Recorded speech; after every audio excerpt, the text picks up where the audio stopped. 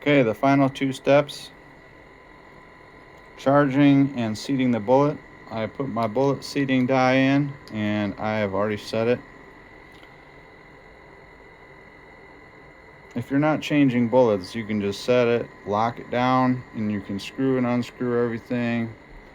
You know, these are all pretty much set, so I can just change them and make as many as I want.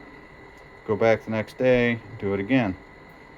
I found that the 1.3 cc dipper by Lee, which I have this dipper kit, it was 15 bucks, and it comes with a chart with every powder I can think of, and you know, it tells you which one to use for how much powder you want. Because we lost the powder trickler thingy I had down here, so that was the cheapest way to get what I need. So we got 10.3, we charged the case.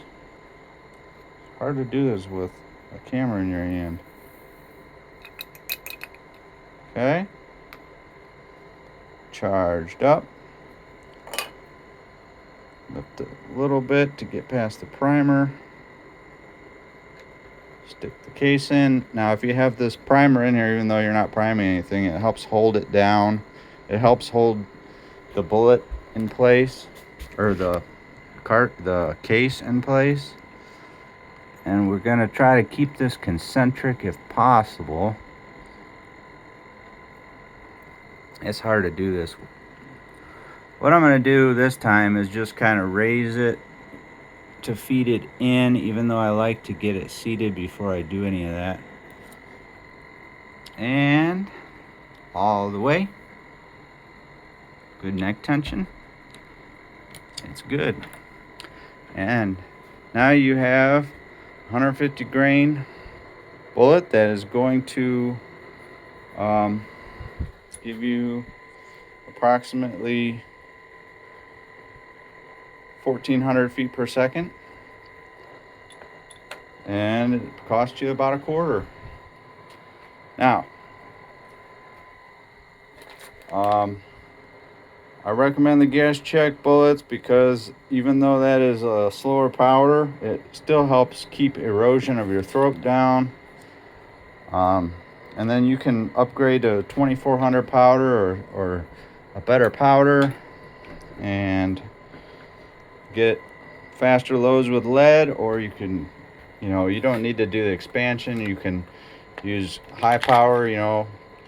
These right here, I use wooden training rounds. These are 3,200 feet per second with about 40 grains of 4350 with Spear TNT 90s.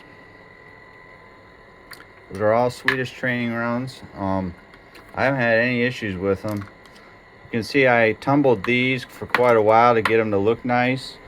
It looks like there's rust on these, but it's not really rust. It's this stupid orange paint they paint on here, and you can scrub it off with steel wool, but it's not rust. It looks like rust. There's a head stamp, 1977. I found a 1943 that looked newer than the 1977. You never know. 1980. You get stuff from 1930s all the way up to 1980, or I don't know, 1954.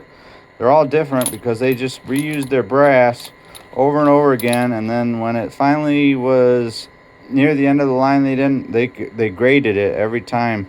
And this was graded good enough for only training purposes, but I think they have better standards than us Americans, and I haven't had any problems. I've shot hundreds and hundreds of these things, and I'm at high power, and I've never had an issue. So good luck, and thanks for watching. Have a good night.